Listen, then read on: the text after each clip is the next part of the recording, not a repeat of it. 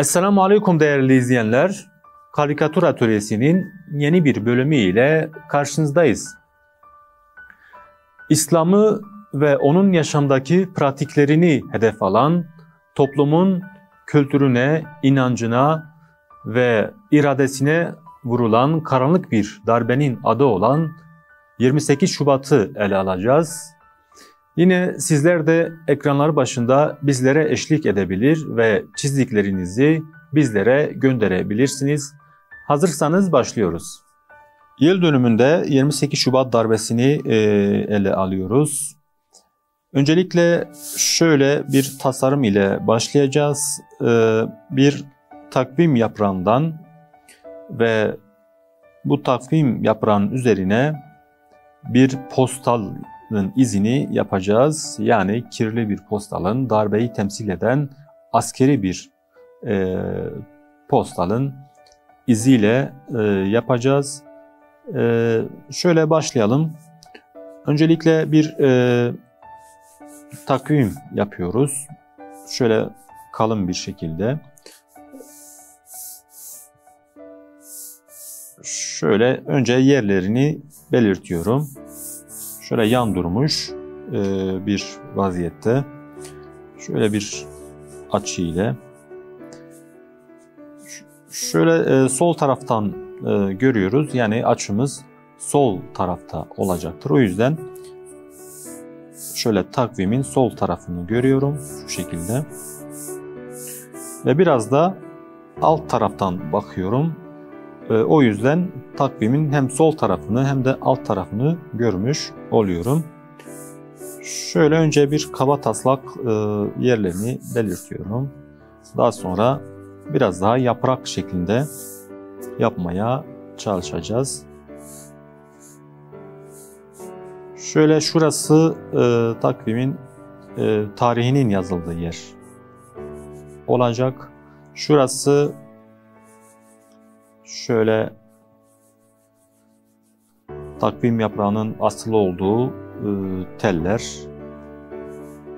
şöyle spiraller.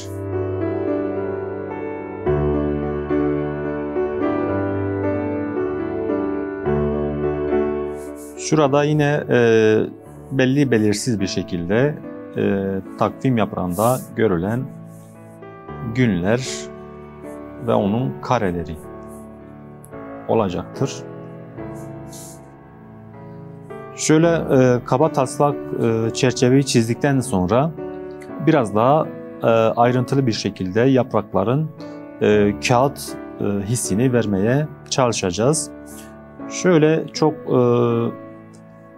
sert veya dik bir şekilde değil de biraz daha yumuşak ve dalgalı bir şekilde şöyle biraz da yaprak yukarı doğru kalkmış bir şekilde olacaktır. Yine şurada şöyle bir çıkıntı, yani kağıdımız şöyle serbest bir şekilde olacaktır. Şurada da yine dalgalı bir şekilde. Şu yaprak biraz daha şöyle katlanmış bir şekilde olacaktır. Yine alt taraftaki yaprakları yine üst yaprağın paralelinde şöyle bir dalgalı bir çizgiyle şöyle yapıyorum.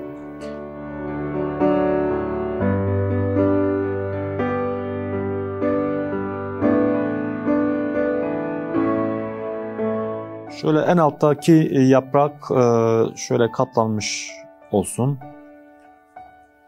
Yani elimizden geldiğince biraz daha bu yaprak veya üst üste binmiş kağıt şeklinde yapmaya çalışıyoruz. Şunları da şöyle uzatalım.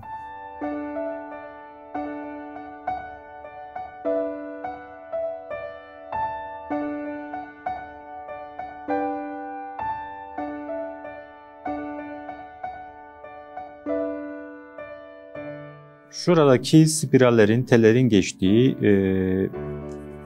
şöyle iki oyukları yapalım. Kare şeklinde.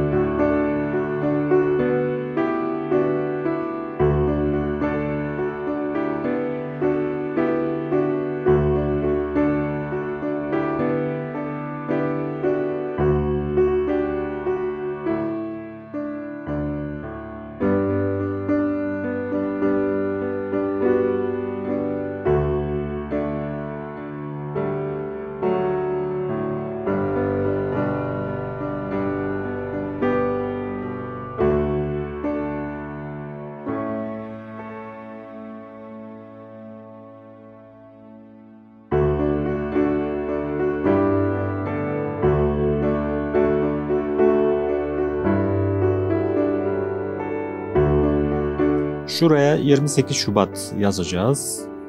Örneğin şöyle yerini belirtiyoruz ve şuraya da yılını yazacağız. Örneğin 1997. İşte darbeyi temsilen postal izi şurada olacaktır. Şöyle şu karede olacaktır. Önce tabi topuk tarafını, daha sonra ön tarafını yapıyoruz. Şöyle bir yerini belirtelim. Şöyle şuraya gelecek şekilde.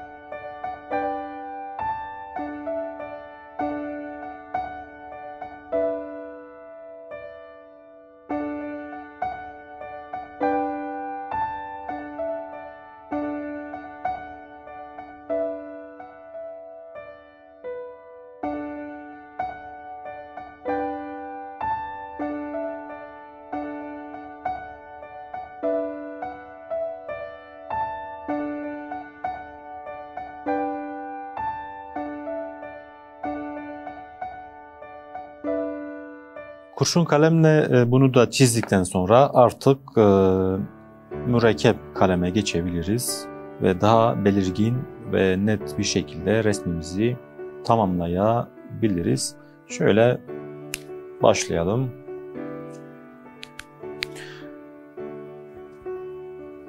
Şuradan başlayalım, ilk başladığımız yerden.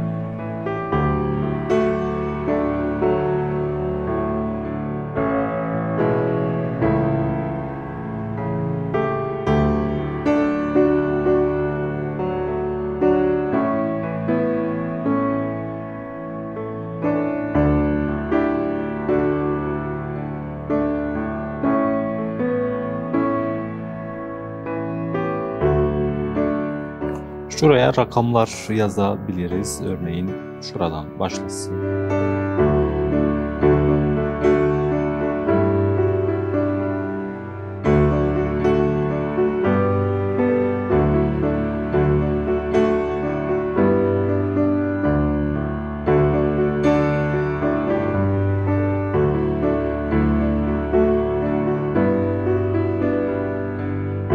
Şuraya da artık postalın izini yapmaya başlayabiliriz. Daha sonra bu kurşun kalemle ile görünen kısımları tabi silgiyle silebiliyoruz. Ama daha önce çizdiğim eskizin üzerinden mürekkep kalem ile geçiyorum. Şöyle başlayalım.